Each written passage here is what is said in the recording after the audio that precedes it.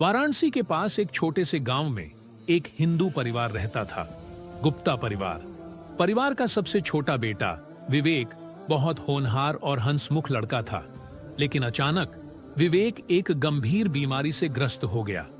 डॉक्टरों ने हर संभव इलाज किया, बड़े से बड़े अस्पतालों में दिखाया, लेकिन कोई लाभ नहीं हुआ। विवेक की मां दिन रात रोती रहती और उसके पिता का दिल दुख से भरा हुआ था। पूरे गांव में यह चर्चा थी कि इतने बड़े बड़े डॉक्टर भी विवेक को ठीक नहीं कर पाए। एक दिन गांव के एक बुजुर्ग व्यक्ति रहमत चाचा गुप्ता परिवार के घर आए और कहा, बेटा, डॉक्टरों ने जो कर सकते थे किया, लेकिन अब एक और रास्ता है। पास की मस्जिद के इमाम साहब बहुत नेक दिल इंसान हैं। वे अल्लाह से दुआ मांगते हैं और उनकी दुआ से कई लोगों को राहत मिली है। तुम एक बार उनसे मिल लो। गुप्ता परिवार पहले हिचकिचाया, क्योंकि वे हिंदू थे और मस्जिद में जाना उनके लिए नया अनुभव था। लेकिन अपने बेटे की हालत देखकर उन्होंने हिम्मत जुटाई और मस्जिद की ओर चल पड़े। जब वे मस्जिद पहुंचे तो देखा कि इमाम साहब एक सादगी भरे शांतचित्त व्यक्ति थे। उनके चेहरे पर करुणा झलक रही थी। विवेक के पिता ने कांपती आवाज में कहा, हम बहुत परेशान हैं। हमारे बेटे की हालत दिन ब दिन बिगड़ रही है। हमने हर जगह इलाज करवाया, लेकिन कोई फायदा नहीं हुआ। हमें किसी ने बताया कि आपकी दुआ से लोगों को राहत मिलती है।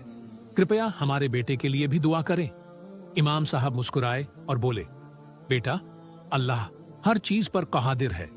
वह जब चाहे जिसे चाहे शिफा दे सकता है। हमें उसकी रहमत पर भरोसा रखना चाहिए। चलो हम सब मिलकर दुआ करते हैं। इमाम साहब ने विवेक को अपने पास बैठाया, उसके सिर पर हाथ रखा और सच्चे दिल से दुआ करने लगे। या अल्लाह, तू ही बीमारी देने वाला और तू ही शिफा देने वाला है। ये बच्चा मासूम है, इसकी तकलीफों को दूर कर दे, इस परिवार को राहत दे और उनके दिलों में सुकून डाल दे। आमीन। दुआ के बाद इमाम साहब ने विवेक के माता पिता से कहा, अब आप घर जाइए और अल्लाह पर भरोसा रखिए। इंशा अल्लाह जल्द ही सब ठीक हो जाएगा। अल्हम्दुलिल्लाह।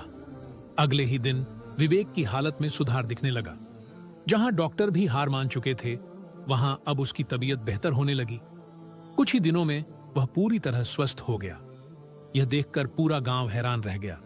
विवेक के पिता और माता फिर से इमाम साहब के पास गए और बोले, हुजूर, आपकी दुआ ने हमारे बेटे को नई जिंदगी दी। इमाम साहब ने मुस्कुराते हुए कहा, बेटा, यह सिर्फ मेरी दुआ का असर नहीं, बल्कि अल्लाह की मेहरबानी है। हम सभी को चाहिए कि हम एक दूसरे के लिए अच्छे इंसान बने। इस घटना से गांव में भाईचारे की भावना और भी मजबूत हो गई।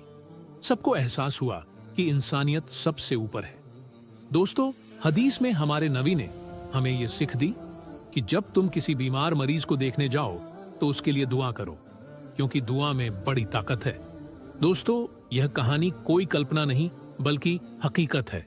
जब इंसान अपने घमंड और अहंकार को छोड़कर सच्चे दिल से ऊपर वाले की तरफ रुख करता है तो चमत्कार होते हैं। खाली ये एक कहानी नहीं, ऐसे हजारों मिल जाएंगी आपको। अगर किसी को इस पर शक है या विश्वास नहीं होता तो वे खुद शाम के वक्त मस्जिद आकर देख सकते हैं। वहां उन्हें पता चलेगा कि सच्ची दुआ और सच्चे इरादे की ताकत क्या होती है। मस्जिद में सिर्फ इबादत नहीं होती, बल्कि इंसानियत की सीख दी जाती है। दरवाजे हर किसी के लिए खुले हैं, चाहे वह किसी भी धर्म, जाति या विचारधारा का हो। दोस्तों, अगर आपको यह कहानी पसंद आई तो इसे जरूर लाइक, शेयर और सब्सक्राइब करें, ताकि और लोग भी इस सच्चाई से परिचित हो सकें और इंसानियत का संदेश दूर तक फैले। धन्यवाद।